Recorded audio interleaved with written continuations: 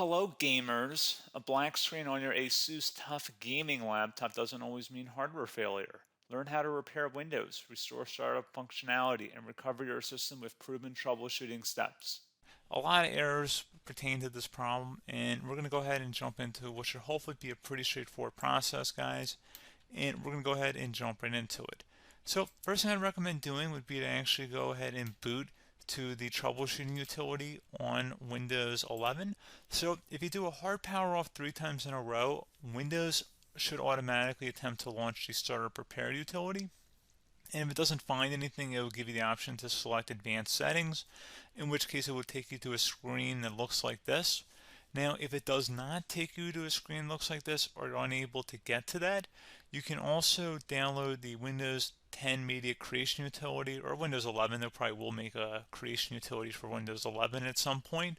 And it doesn't really matter, you can actually run the Windows 10 utility on Windows 11 as far as I'm aware. And you should be able to run the troubleshooting utilities built in within it. So you just would go ahead and download it to an ISO file and then burn it to a DVD or USB. It'd have to be about 4 gigabytes or more. It couldn't be a small USB flash drive, and it couldn't be a CD. It'd have to be a DVD. And then you boot your computer from it. So depending on the computer manufacturer, you'd have to tap a different key on your keyboard in order to launch that menu, in order to select what boot drive you want to go off of. So it could be anything between the escape key, F2, F8, F12, for example. And those are the function keys on the top of your keyboard. So you may have to just do a little bit of trial and error. Shouldn't take you more than a couple minutes. Googling it would probably be best before you even begin. But anyway, we're ready to go ahead and jump right into it. So we're on the choose an option page. So these will look very similar whether you're booting from it directly within Windows itself, or if you're plugged in a USB flash drive with the media creation utility installed and you selected the recovery option. So when you are setting up your Windows 11 installation or Windows 10, depending on the drive you're using, there should be an option to repair your computer in the bottom left corner of the dialog window, one of the first screens that comes up. You go ahead and select that, and then it would take you to a troubleshooting screen like you see here. And you want to go ahead and select troubleshoot, reset your PC, or see advanced options. And then there are going to be a whole bunch of options in here that we're going to explore in today's video. The first one, we're going to actually go underneath advanced options and then select startup repair, fix problems that keep Windows from loading. So go ahead and select that first.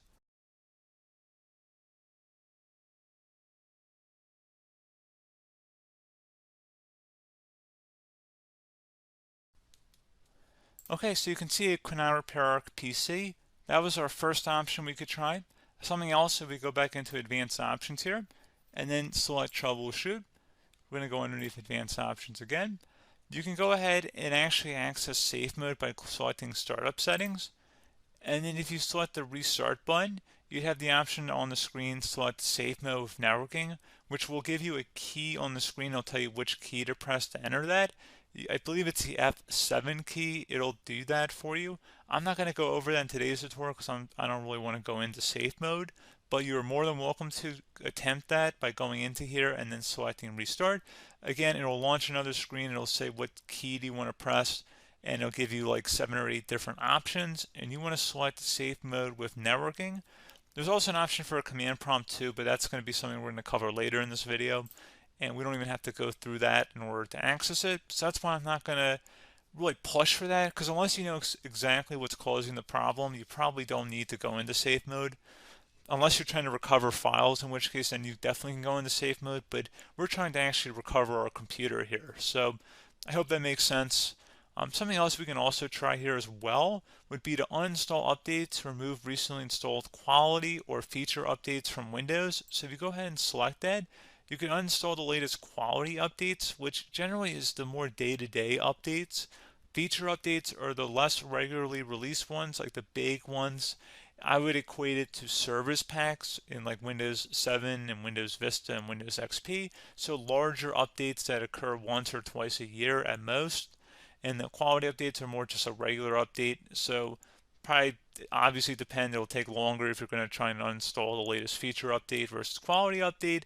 And maybe you don't need to go back that far. So just giving you guys a couple pointers with that. Something else you can also look at here, and we're going to jump into the command prompt in a little bit, But you can select System Restore, which will use a restore point recorded on your PC to restore Windows. And this is something I would highly recommend here, guys. So select Next. Assuming you have a restore point saved on your computer, you go ahead and select the most recently created one, and you'll select Next, and then you'll select the drive. You shouldn't actually have to select the drive. You can scan for affected programs, but we're going to keep it all default here, and then we're going to select Finish. So once started, System Restore cannot be interrupted. Do you want to continue? I think we're going to select yes. I don't think we have anything better to do on our computer right now, so just give it a moment here to initialize. It will take a couple minutes to run, obviously depending on how large your hard drive is and how much is saved on the System Restore point. So just give it a couple minutes here.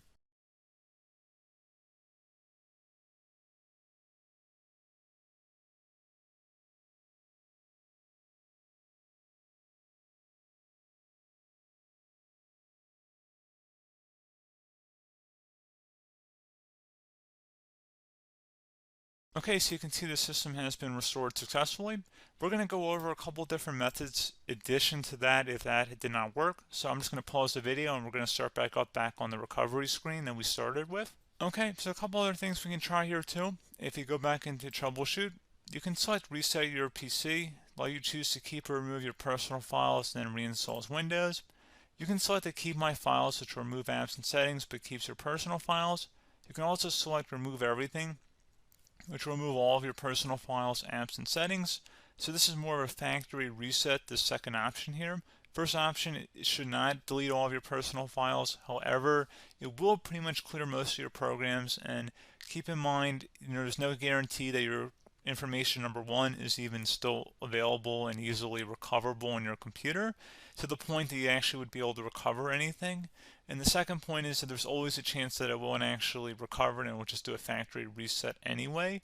So there's no guarantee that actually would keep your files anyway. So I would recommend trying to get a recovery tool and backing that up first before selecting it anyway.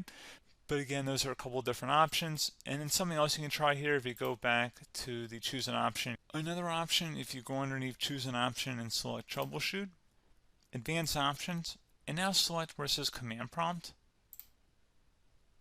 Okay, so the first thing we should do is type our main hard drive here. In most cases, it should be the C drive. So you just do a C colon and then hit enter on your keyboard. So once you're underneath the C drive, we're going to type in dir and then hit enter on your keyboard. It should have program files, users, and Windows all in there. That's how you know you're in the right directory.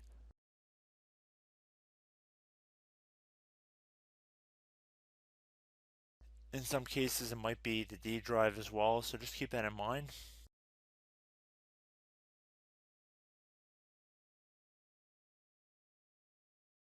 Next thing we're going to do is type in cd space / Windows / system 32 / config, and then you're going to hit enter on your keyboard.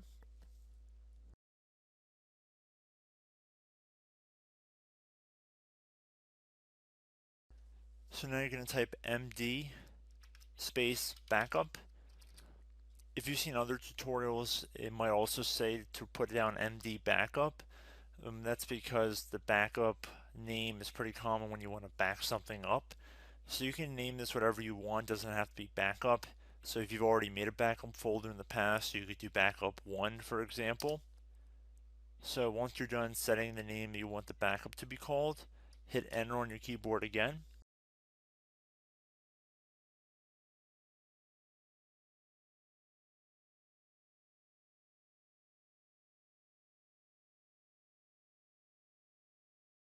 At this point you want to type copy, C-O-P-Y, space, then you want to do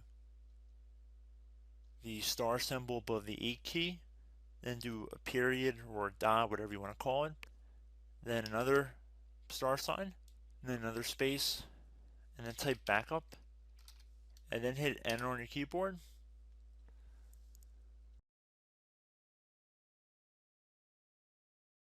Now you want to type cd reg back, reg BACK, and then hit enter on your keyboard.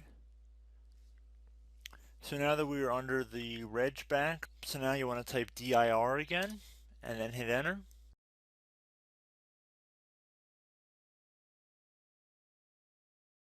So now at this point we're going to type copy again. So copy, space, star sign, dot, another star sign, space, and then 2 dots. So we're going to type copy, space, star sign, dot, sign, star sign,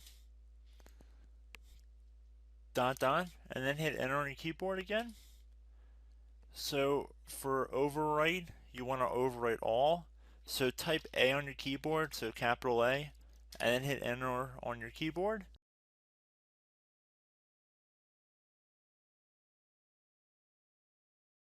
So at this point, you should be good to go. You can close out of the command prompt window, and if you accidentally continue to Windows 10, you should be all set.